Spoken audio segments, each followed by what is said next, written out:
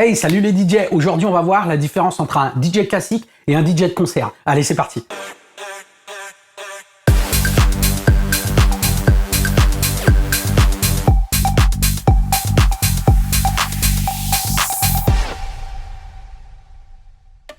Le DJ classique, c'est celui que tu connais le plus. C'est celui que tu vois en club, dans les bars ambiance musicale, dans les événements privés de type mariage, anniversaire ou autre. Il doit s'adapter au public en proposant une programmation musicale adaptée. Il doit faire de la soirée une fête avec la programmation musicale. Il doit se caler avec ce que le public est venu chercher. Le public ne vient pas pour ce type de DJ-là, mais pour le lieu, l'événement, le thème de la soirée, qu'elle soit privée, familiale, soirée de gala ou d'entreprise, ou pour l'établissement.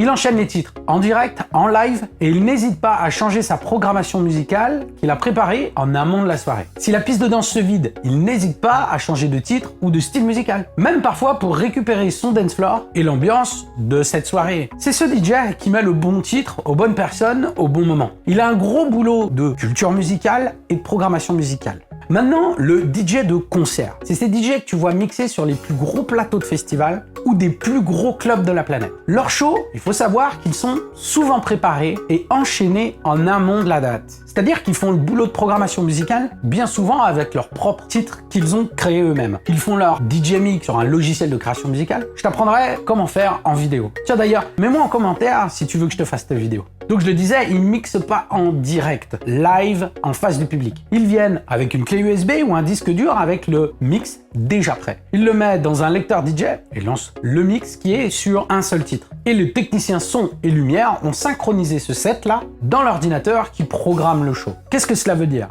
Il faut comprendre que les festivals, les plus gros clubs de la planète, dépensent des millions d'euros pour avoir le meilleur son, les meilleures lumières et le meilleur show de pyrotechnie possible. Ils se tirent la bourre là-dessus pour vous apporter la plus belle expérience possible. Donc, tout est au millimètre et il n'y a pas de place au hasard. Tout est synchronisé ensemble. Le son, les lumières, la pyrotechnie et les danseurs ou les danseuses. Tout doit partir et se dérouler comme c'est prévu. J'ai vu même des danseurs et des danseuses avoir leur costume avec le logo du DJ qui est en train de mixer. Les panneaux LED derrière la scène sont là aussi à l'effigie de l'artiste qui est en train de mixer. Les feux d'artifice doivent partir quand l'un de leurs titres rentre dans le drop. Tu sais, c'est le moment le plus haut du morceau. Imagine-toi si la pyrotechnie part un petit peu avant ou après ce moment-là. Imagine le décalage et l'amateurisme visuel que cela apporte à l'expérience du clubbeur qui est venu voir le show et a payé sa place parfois très cher. Il n'y a donc pas de place à l'erreur, tu l'as bien compris. Voilà pourquoi certains festivals et boîtes de nuit demandent aux artistes de fournir le DJ mix déjà fait pour que les techniciens puissent préparer les feux d'artifice et les lumières pour laisser le temps aux danseurs et aux danseuses de travailler la chorégraphie du show. Imagine aussi si le DJ foire ses enchaînements lors de son show qui est tout synchronisé. Cela décale tout le show lumière et autres. C'est juste impossible quoi. En faisant ça, ils maximisent l'expérience des clubbers qui sont venus des quatre coins du monde pour cet événement.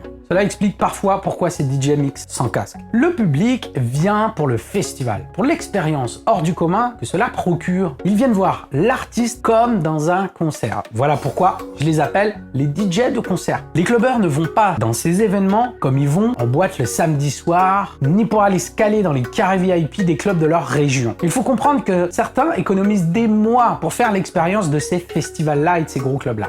Alors, je sais que les DJ de concert sont fortement critiqués dans le milieu. Pourtant, tout le monde veut être DJ de concert. Je pense personnellement qu'il ne faut pas mélanger le DJ classique et le DJ de concert, puisqu'ils ne fournissent pas la même prestation. Ce n'est pas la même gestion du track et du stress. J'ai vu de mes yeux vus un artiste faire une prestation en mode DJ de concert et éclater le club en deux avec un show très impressionnant. Et ce même artiste, sur une autre date, faire une prestation en mode classique, c'est-à-dire en mixant en live les disques, les titres devant le public, en proposant une sélection musicale hors norme et régaler les clubbers également. Ce n'est pas parce qu'un artiste fait un show de DJ de concert avec un set préparé qu'il est incapable de mixer devant le public. Il faut juste comprendre que quand tu fais un show en mode concert, il y a de la technique précise et à synchroniser. Voilà tout. Dis-moi ce que tu en penses en commentaire afin qu'on puisse partager ensemble ce que tu as vécu. Alors si tu veux en savoir plus sur la programmation musicale, je t'ai fait un e-book qui va t'apprendre à comprendre les cohérences musicales. Je vais t'apprendre dans cet e-book à avoir du recul et comprendre mieux tes titres, à reconnaître les critères nécessaires pour établir une playlist de titres, à programmer des titres avec des suites logiques pour quand tu mixes, à être plus efficace dans tes programmations de titres, à pratiquer une cohérence musicale à tout type de public pour à coup sûr les satisfaire. À la fin de cet e-book, les cohérences musicales n'auront plus de secret pour toi. Tu sauras mettre en place une programmation musicale de cohérence que beaucoup de DJ négligent, voire pire, ignorent l'existence. Tout cela depuis chez toi et à ton rythme, sans pression. Pour cela, clique sur le lien en description et laisse-toi guider.